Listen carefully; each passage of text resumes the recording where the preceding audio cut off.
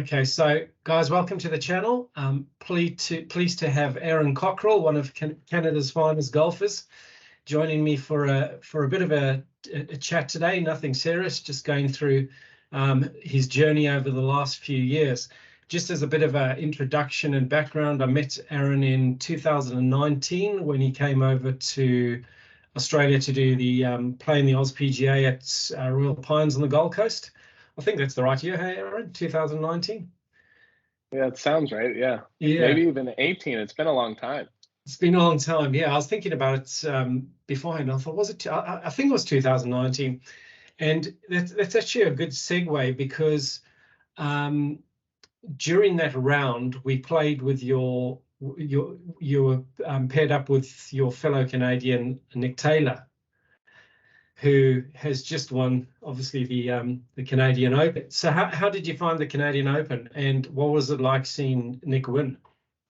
Yeah, it was fun. That was the second year I've played, and I played last year as well. The golf course was really good last year. This year there was a few interesting holes out there, but it's an awesome tournament. And they've kind of gotten unlucky with the live announcements and the timing of all that stuff that's happened the last 2 years. It happened during that exact week. Right. Yeah, it was fun to play National Open. That's a huge tournament for us. And then the way Nick won, we stayed about halfway through the day on Sunday. And when we were at the airport on Sunday, there was like an eruption in the airport when he made the putt. That was a big deal for us. And knowing Nick, and just he's a good, humble guy, couldn't happen to a better person. So it was very cool to see, and that was a big deal for us Canadians. Yeah, I was going to say, where were you when he won it? Were you still at the course or not? Because I must say, I was watching it here in Oz, and I was so chuffed for the guy, because I mean, it was just one of those fairy tale stories, right? What a putt, like across the green, and Tommy Fleetwood's face, it was priceless. Yeah. Having played the course too, like that green, you probably can't quite tell on TV, but it was so severe. Like it sat up really high, and there was 3 like massive ridges and almost distinct tiers to the green. So that putt was even more impressive than it appeared, and especially with the circumstances as well. It was just one of those ones you're trying to get close, but to actually have it go in, I mean, it was so cool. Yeah, no, just good. And as you say, he is a really humble guy. I mean, I sort of remember him from when I met him when we played, when you were over here, and I still think about that time on the 18th green where he had stormed up the leaderboard and he had got pretty high, and then he went off the edge on the 18th, and he tried to putt it up a couple of times, and I think I worked out afterwards, which probably doesn't worry him now, but I think I worked out afterwards that every shot cost him 10 grand, which which just sort of brings into perspective, when us amateurs are chopping it around and sort of putting, we don't have that pressure, right? 10 grand a shot. I mean, Nick's an established player, but still, I mean, it's going to hurt, right? It's going to hurt. So since then, I mean, your journey's been, you've been on an upward trajectory for most of the time. Obviously, knowing you is there's a lot more enjoyment, I feel, following somebody because you're just more invested, and you're more you want them to do well, so great that you're on the European tour and that. Your journey, so you turned pro in 2015, was it? Yes. Yeah. 2015. Then you played, I think you played the Canadian tour for a couple of years. Yeah, Canadian tour for a couple of years, Challenge Tour for 1 year. Challenge Tour, that's right. That's over on European tour now. This is year 4. Year 4. And then you did Q School in 2020 for European tour. It would have been 2019, end of 2019. But it basically is for the 2020 season. It's in the fall in 2019. Gotcha. And so the 5-letter word that I hate saying, but COVID then hit. And I mean, how did that affect you? Because I mean, obviously, a lot of golf stopped. It was interesting because in Australia, well, especially in Queensland, I mean, with the different states in Australia, they have the different restrictions. And fortunately, in Queensland, we were still allowed to play golf. They reduced it down to pairs, so there's only you could only play in two of you, and you weren't supposed to walk next to each other. But I mean, we were able to play through the whole of COVID, whereas New South Wales, Melbourne, Sydney, etc., they were locked down big time. But for a tour player who's you got there, you're trying to make a living. What was that like for you? Yeah, so from like a professional point of view, it honestly was a good thing, and it was kind of lucky, the timing of it, when I got my card. So I got my card, like we were saying, end of 2019. We played like 3 or 4 tournaments at the start of the 2020 season, and then COVID happened, everything shut down. I want to say we were shut down for like 4, 5, 6 months, something like that. We came back in June, July, and we played out the rest of the year with no real implication on your status. They were just going to kind of, forward everything on to the next season. So I got to play, I think I played like 20 tournaments, and there was no pressure of, keeping your job, as there sometimes, otherwise would be. So we were basically just playing for cash. So it was a good, first kind of year out there. Honestly, I was able to play in some of the tournaments and some of the golf courses where they've previously had events, and get comfortable, even though it wasn't quite the same. There wasn't anyone out at the tournaments. We had to stay in little bubbles. We couldn't really do anything outside of golf. But just from a pure golf perspective, it was okay for me. It was a little different, but it ended up being, honestly, maybe a bit of a blessing looking back on it from a personal golf perspective. Yeah, maybe helped you settle in a bit and find your feet. Probably not as much. Otherwise, you're getting thrown out there, and I hadn't really been over to Europe a whole lot before, and it's first year, and it's sink or swim, right? And you're playing against guys who have played on these courses before and are veterans out there, and I didn't have that much experience, so I was able to kind of use that year to get that experience. No, that sounds good. So where do you base yourself? Obviously being Canadian, and from there's a lot of snow right now. I know you go to Dubai, and I think you said you're affiliated to, is it the Ernie Els course out there? Yeah, the Els Club in Dubai. Els Club, yeah. So what are your movements? I mean, how do you find it, I guess, traveling, from Canada across, etc., not having that sort of full-time base? I mean, it must be a bit of a trek. This is well timed. Me and my wife just did a walk before putting our daughter to bed, and we had about a 45-minute discussion of what we were planning on doing. Right. And we've talked about it for a while. It's just it's a hard situation, especially with a new little one here at home, and we have help close by with grandparents, and I think it would be unfair to my wife to make her move halfway across the world in a place she's uncomfortable with. Sure. So I mean, I do. So I have a visa to live in Dubai, and my dependents can come under it.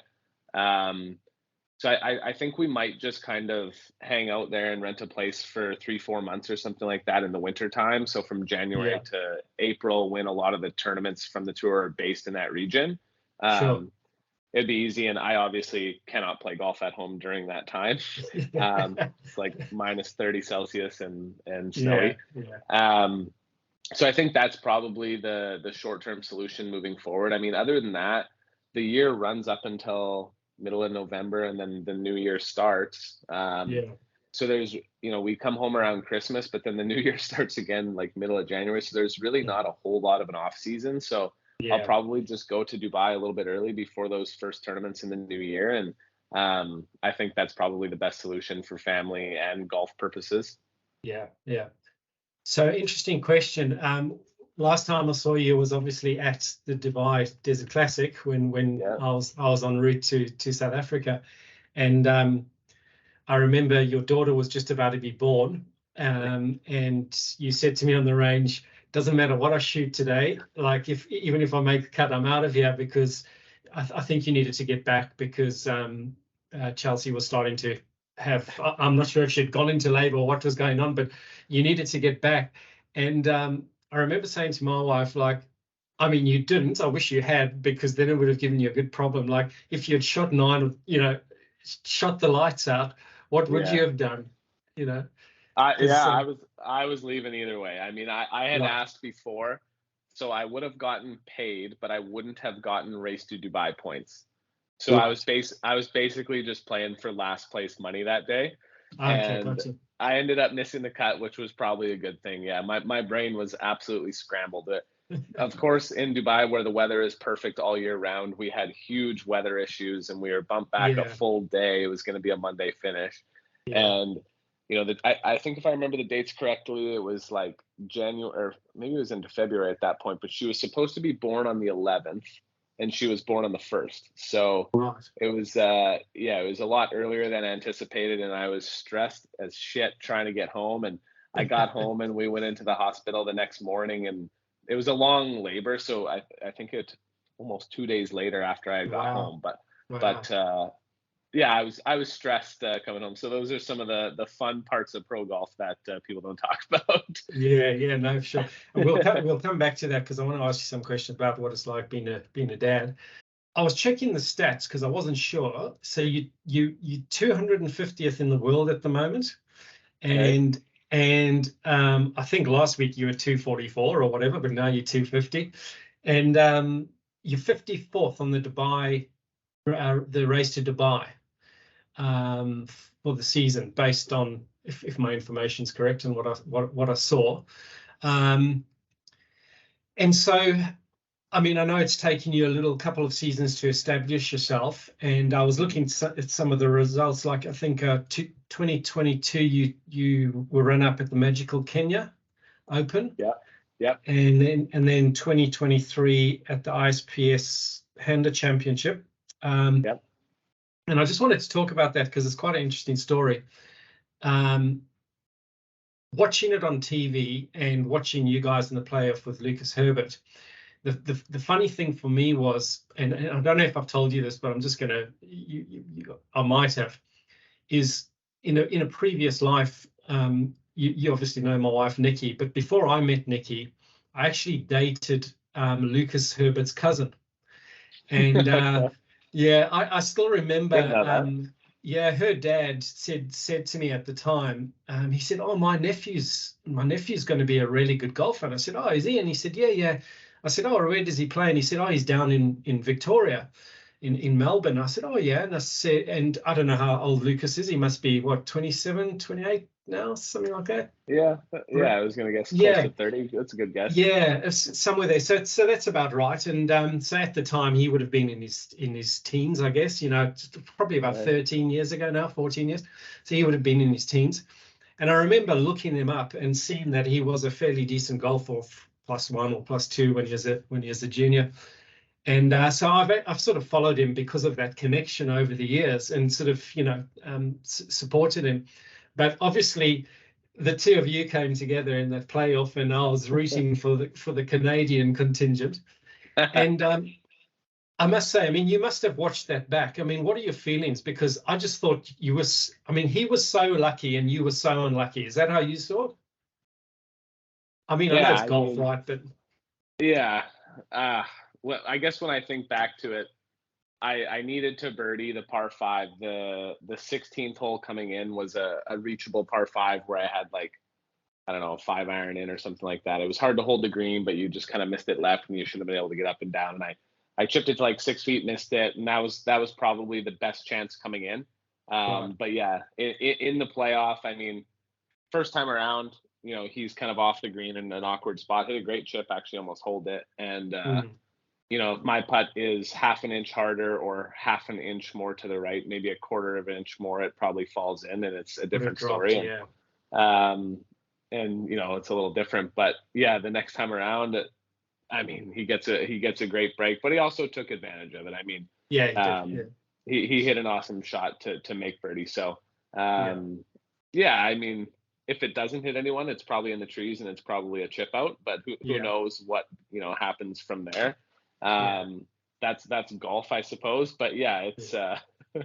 I wish it would have went the other way, certainly. But hopefully, I'm in that position and come out on the other side. Not too long from now. Yeah.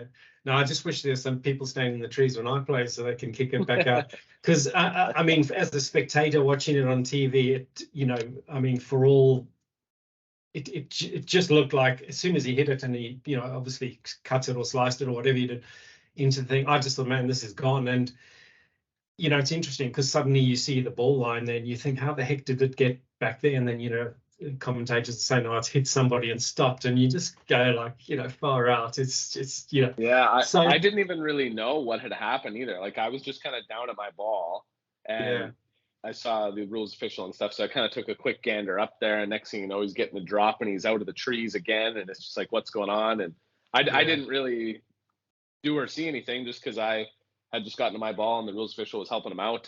But yeah, I watched it back after, and it's a break and then another break, but that's golf. Yeah, no, for sure. So I saw a comment you made the other day. You said you've been in a bit of a mid-season slump. I was looking at some of your results, and over the last sort of 4 or 5 tournaments. So what's the plan? What's your schedule like for the sort of leading up to the next 6 months of the year? Now is a bit of an off stretch here for us. We got a few weeks where there's just no tournaments. And then there's a few tournaments coming back at the middle of August that I'm going to skip and just stay at home here in Canada and have a bit of a break. And then we have quite a few big tournaments coming up in the fall. So I'm going to go back for Switzerland, and then we have the Irish Open. We have Wentworth, the French Open. I think I'm going to play all those. Right, nice. A week off in there. And then we have the Dunhill Links in Scotland at St. Andrews, which is an awesome tournament. Yeah. And then I think we're going to Spain for a couple of weeks, Madrid and Sotogrande, Qatar. So towards the end of those, I'll see how it's going. I'm going to need some time off eventually. Yeah. But the first few tournaments, I do like some of the golf courses and some of the bigger events. So big stretch coming up. So just trying to enjoy some time off now. I'm at home for the next 3-4 weeks. So the clubs have gone in the corner, and I won't be looking at them for a week or two. Right. And then we'll do a little bit of practice, a week or two of good practice before I take off. Talking about clubs, what are you gaming at the moment? What's in the bag? Oh, I got a ping driver. I got a Stealth 3-wood. I got an old Sim 5-wood. Right. I got some old 770 TaylorMade irons. They're from like 6 or 7 years ago, the model. Oh, really? I'd have a newer set, but the TaylorMade guys in Europe told me it was their last one. So after another year or so, I'm going to have to change to something else. And then I got some Vokey wedges. I don't have a club contract with anyone. I have a ball shoe club deal with Titleist. So it frees me up to use kind of whatever elsewhere, which has been nice. I mean, I had a stretch last year where I couldn't hit a driver within 30 yards of where I was aiming. So this ping driver has saved my life, and it's just very easy and forgiving to hit. I'm probably losing a few yards, a few miles an hour ball speed, but I'm in the fairway a lot more. Yeah. Is that the G430 you're using? Yes. Yeah. Yeah. I'm a big Cobra guy. Okay.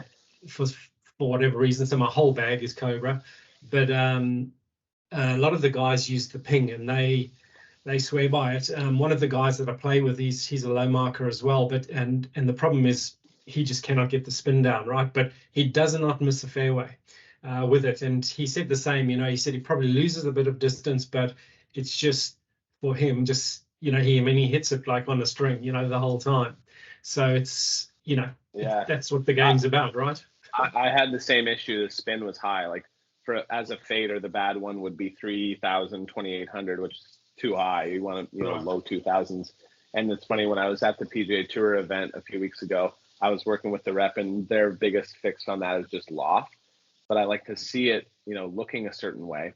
So he's going through all the heads in the ping truck, and they all say 9, but they're not actually at 9. So he found one that was like at 8.4. So, but it still has the same kind of look, because I like to click it one higher. And it took the spin down by like 4,000 or 400. So now I was down in the mid 2000s. So it's just funny, with the tinkering you can do, and I guess how spoiled the pros are with how dialed they can get with all the equipment. Get down. And I noticed, because you'd been working on your speed as well, hey, for a while, using the ripstick or whatever it was, and you seem to have put some distance on, gained like 10 or 15 or more. Yeah, maybe? I've tried it all. I've went down every rabbit hole. I used to be probably on the shorter end, and then I got my club head speed up to where I could get to 120, low 120s. Right. And then I started getting crooked.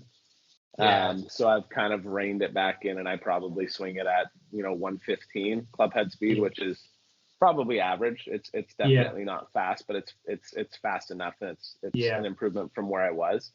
Low 170s ball speed. I think if you're anything above that, you can probably play any course. If you're 180 plus, you're going to have an advantage, but you also have to drive it straight as well. Drive straight, yeah. I think everyone, still probably one of the best shots I've seen this year was Rory when he drove that green. I can't remember the tournament, but he hit that screamer 349 yards on the bounce and drove that green on the 18th hole. Oh, the match play in Texas, and, I mean, that was just ridiculous, But, the speed thing is, I mean, look, it's great for all of us, even us amateurs. But, I look at guys like Dylan Fratelli, who, I think that I've got a connection to. And I mean, he's really struggling at the moment. And I'm not saying that's down to speed, but at one stage he was really chasing the gains on the speed, and fine to try and hit it harder. But as you say, if you're going crooked, it's, your return on your time, you're better off spending it somewhere else, Yeah, there's certainly a trade-off for an inflection point or something where I can give up, I'm trying to gain 10 yards, but I can't be missing 3 more fairways, especially if those are penalty strokes. Yeah. I guess it's not a big deal if you're in the rough, but if you're driving into hazards and out of bounds, then it's an issue. Yeah. Where is your coach based? Back in Canada? In Winnipeg, in my hometown, yes. Okay. So do you guys keep in contact online, or how does he check you out during the year? Yeah, usually just through either like a FaceTime video session or sending videos through text message, or a lot of it he'll just be looking at my stats. It's pretty easy to tell through that what we need to work on and come up with a practice plan for the next week, say, based off what we had, results wise the prior week. But yeah, he actually is the Golf Canada national team coach. He's coached the Canadian guys at the Olympics, and he's done very well for himself, being from kind of we're a smaller market in Canada.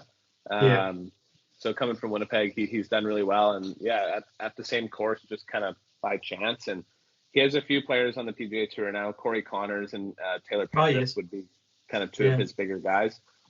So he travels a lot. I thought I traveled a lot, but he probably travels more. Wow. And he goes to a lot of PGA Tour events Monday to Wednesday. But I see him a little bit when I'm at home, and but that's the nice thing about online and virtual stuff now. You can get a lot done from being apart as well. Yeah, you can pretty much do it anyway. And I noticed a lot of the top coaches, I mean, even Cameron McCormick, Jordan Spieth's coach, I mean, he's got a whole setup on one of those apps. I mean, anyone around the world really can buy a lesson off him, and as long as you pay the money, can have a lesson with these guys. So it's pretty good. I think it's about I was looking at it the other day. I think it's about $300 US for a one-off lesson with him.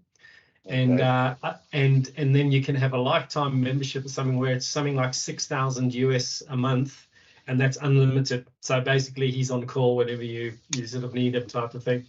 So sounds like we need to get into coaching. I know. I mean, it's amazing. This the whole virtual scenario. It's like it's really taken off. Hey, I was going to ask you, how many hole-in-ones have you had? 9. 9. Okay. And how's that prize you got for the hole-in-one? Like 30 grand worth of life insurance. I mean, well, did you hear the story about what happened the next week though? No, I didn't. Okay, so it was Switzerland last year on the Thursday, first round. I get a hole-in-one. I turn around hoping to see a car or something like that. There's nothing there. And I say, where's the fucking car?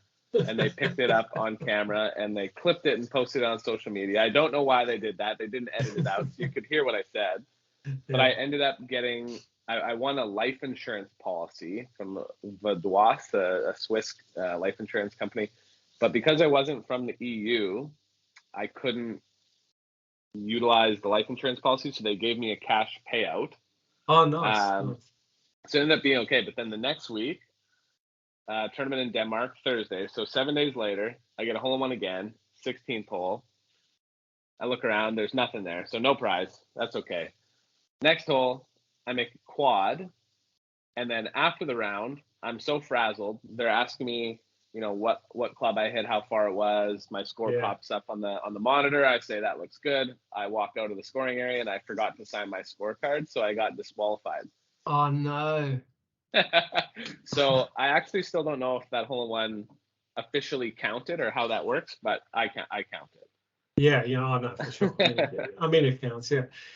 Yeah. So as soon as you walk out the score, and the scorer didn't click that you hadn't signed it either, obviously. Yeah, she felt so bad after. Oh, okay, I mean, it's not her fault. I should have signed it, but it's also one of those silly rules that, you know. Yeah. Everyone knows what I shot. My competitors know what I shot. There's a walking score who know what I shot, but it's my fault, but it's one of those rules in golf that is just very much a tradition thing. Yeah, it's interesting, and I mean, not that this is on the same thing in terms of not signing your scorecard, but you've probably seen the news of that sort of bit of a cheating scandal that went on recently, where. No, I haven't seen that. Yeah, so it's probably a good thing I can't remember his name. I won't bench, but he's actually come out on Twitter and admitted it. So basically what happened was, is this, and I think he was playing in Canada, if I'm not mistaken. Maybe I'm just got Canada on my brain, but anyway, he finished the round, and I think he was he's missing the cut by one. And what had happened is on the last hole, which is a par 5, he went for the green in 2, dropped it in the pond, and then reloaded. And I think got up and down for a 7. So it dropped him out of the, missing the cut by 1. So they went and checked their scores, and the 2 guys that he'd been playing with were sitting in the clubhouse or wherever they were, having a drink or lunch or whatever afterwards. And they looked up and saw the board and saw that he was there at 1 under the cut line. And they were like, hang on a sec, what the heck's going on here? So anyway, long story short, from what it is, they went and checked with the tournament official or the scoring director or whatever they called. And they went and pulled his card out. And what he had done was he had actually said to one of them, as they were about to hand their cards in, he said, hey, sorry, can I just have my card? I just want to check something. And he erased the 7 out and he changed it to a 5. Nice. So he's come out and he's called himself out, and everyone's gone, yeah, well done for doing that. And, a lot of the players, some of the other guys said, like, if you'd got away with that, I would have missed the cut, and that's affecting my livelihood. So I mean, it's a pretty big deal. What is your favorite course out there that you played on? Leopard Creek in South Africa. Okay, I thought you might say that. You've been there, right? Or you were just there? Yeah, I've been there, but I never got to play it. So so after I saw you in Dubai, we went to the Kruger for 4 days or whatever, and we actually stayed in Malalan, which is just right there. Yeah, right there. And so we used to drive past the entrance every day, and pretty much we'd go in at the Malalan gate, and if you go, or when you go in through the Malalan gate, there's a if you go off the main tarred roads, there's a sand road pretty much on the right, not too far up. You go. I can envision exactly what you're talking about. Yeah, and as you drive along, you can see a lot of the houses and chalets, or whatever you want to call them, at Leopard Creek, and get a view over the I think spectacular place. I mean, obviously you've been there, you've been to the Kruger and that, but I'd love to play it next time I get out there. I mean, it's just like, Yeah, if you ever get the chance, the golf course is like, it's so good. It's my favorite place, head and shoulders above everywhere else. And I think a lot of other guys would say the same thing. It's, I mean, not many places can you stand on the 13th green and look over the Crocodile River and, see elephants, hippos, buffaloes, and just the conditioning of the course, the layout, like the strategy. It's just so good. Yeah. I mean, I was pretty impressed by the condition of the course in Dubai, but my brother was telling me that the Leopard Creek, he's just said the manicure and condition is just sort of next level. It's like, It's perfect. It looks like nobody's played there for a few weeks. Every time when you go out there, they're like, there's no divots. It's just, it's so good. I can't even describe it. Yeah. There's an interesting story about I think it was is it the 9th green where you've got the rock wall, and you stand on, you can look over the river. One of those holes, whichever the number is. But I think when they originally built it, Johan Rupert, who obviously funds a lot of golf, and South African billionaire who's behind a lot of that development, he played it the one day and he wasn't very happy with the level of the green compared to the wall, and so he sort of went back to his secretary or whoever it was and said, look, I'm not really happy. I want the green raised to the same level so you don't have to stand and look over the wall, or I'm not sure how high it was. So he said, get a quote for what the work's going to cost, and then we'll levy the members, because it's a private members course. We'll sort of put that in their package for the next year. Anyway, she came back and it was something like 2-3 million rand that it was going to cost, and he said, no, don't worry about it, we can't do that to them. He just paid it himself. And so I thought that's a great situation to be in. But I mean, he's certainly built it's a fascinating place, isn't it? It's well, the attention to detail when you hear stories like that, I mean, it's, and just the angles for and it's not even really that long either, but it plays difficult, and you have to think on every single shot. And if you play well, you can shoot in the 60s and you can shoot, mid 60s, low rounds. But if you're a little bit off, it becomes difficult quick. And I played actually really well there. I finished 4th last time around. So I like it a little bit more than I used to. But it's amazing. It's the best course we've played. Yeah, no, it looks like it. And we obviously always enjoy, especially being from there, when you get to watch it, it always tugs on the heartstrings. I know we sort of getting up to that time, but just a couple other things. So from a now that you're getting to mix and mingle with some of the best guys out there, what's been your most interesting pairing, or who have you looked most forward to playing with?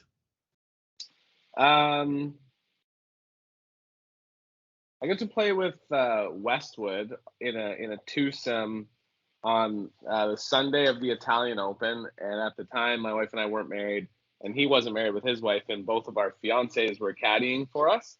Right. So that was a fun final round. Like in terms of the big names and stuff, I've played with Fleetwood, I've played with Beef, I haven't played with Rory. I mean, I've had some good groups, but I mean, just overall, the guys in Europe are just very easygoing, friendly, easy to chat with. You go in the lunchroom and kind of people sit together. It's very, very easygoing. As having played a few events in the PGA Tour, it's a little bit more. The guy's got the headphones in and chatting with his coach and personal trainer, and it's kind of like a one-man show. Whereas guys are a little more inclusive on European Tour, so. Yeah, it's not like you ever really have a bad pairing. Everyone's pretty easy to chat with. Good. Yeah, I was going to say, so on the flip side of that, I was going to say, have you had any disasters with your pairings? No, I would never say, but there's also, I think the only time you're ever, is if a guy is slow. That's probably the only time you're going to be slightly peeved, is because you're going to be on the clock and it's probably not your fault, and you're going to be playing catch up all day. There's a few guys, but the European Tour is pretty good in terms of staying on top of people, and if you're out of position, they'll be up your ass with the stopwatch. So keep them moving. And I see I can't remember her name, but on the ladies tour, the Spanish player, she got DQ'd the other day because she got penalized a shot for slow play, and then when she went to sign her scorecard, back to the scorecard thing, she refused to sign the penalty.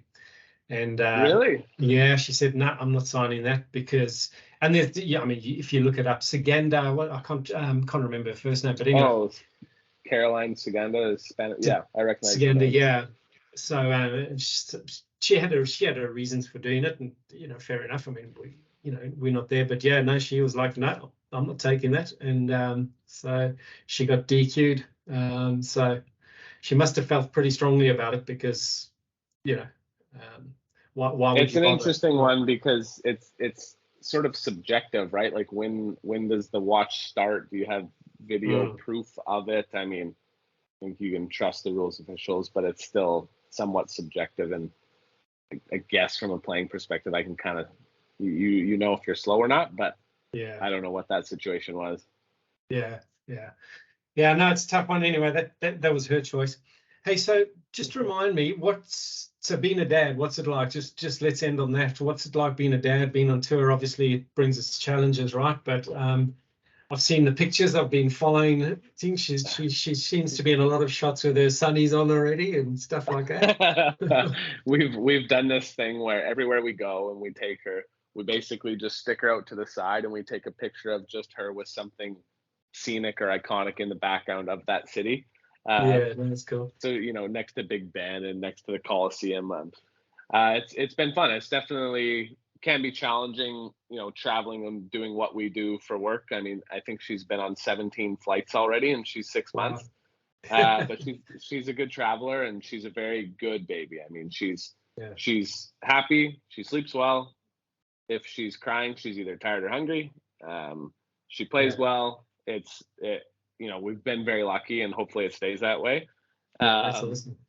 But yeah, it's been fun, and we've tried to kind of say between the family we're not going to be apart for more than 2-3 weeks. So either you come out or I come home and just work the schedule around it. Because it can be challenging, but we're trying to do our best, and I don't want to miss too much either, right? So we've done a pretty good job. I don't think I've been apart for more than 3 weeks. I think that's only happened like twice this year. So I've been around and seen a lot, and she's super good baby. So hopefully it stays that way. That's awesome. That's awesome. And I was going to say she's probably going to have visited more countries than I have in my whole life by the time she's like 2 or 3, because you guys get around, right? Oh yeah, she's already got more stamps in the passport than I had by the time I was 25, probably, and she's 6 months. So she's still too young to pay for. You don't have to pay for her, right? She's still too young. So no, until 2. Right. Does she still qualify for air mile points though? That's a good question. We haven't signed her up. Right. I don't think she would. Yeah. I was going to say you could probably flog them off, save up a few miles and sell them. So there you go. Mate, it's been great to catch up with you again. Thanks so much for taking the time. And we'll keep rooting for you. Hope the tournaments go well. I know you're going to have a busy next 6 months. One of the guys, there's a new guy member at the club that I'm at, and he's from just outside Toronto. I believe so. He's a lefty. Anyway, so I've got to know him, and we're actually going to be. He's just joined, so we've got to know him over the last couple of weeks. And I said I'm going to catch up with you and have a chat with you. So he is really excited about sort of seeing that. We're gonna do a few 3-hole scrambles and film it and stick it up on the channel and see how it goes. Yeah. So I've got another Canadian connection this side. So if you're ever out here, again, he must have been a hockey player if he's a lefty. There's more lefty golfers in Canada than there is anywhere else. It's crazy. Oh really? Yeah. You'll have to ask him about that and how he started that way. How he started. Yeah. No, we'll do. Cool, okay, mate. Well, listen, I know it's your evening and my almost lunchtime, so I'll let you get going. Say hi to the wife and kids, and all the best. And thanks for having me on, and hopefully all goes well with the channel. Happy to help and catch up and talk to you. It's been a while, so I enjoyed it. Yeah, no, I appreciate it. And maybe we can do one a bit later on in the year when you got some time and see how you're tracking. Hopefully that 100%. 250. I'm looking for that. The 2 in front of the 50 to become a 1, and then and then just a 50, and then up from there. Yeah, I'm working on it slowly but surely. Awesome. Okay, dude, take it easy, yeah? Sounds good. Good to chat with you, Andrew. Appreciate it. Thanks, mate. Cheers. Bye.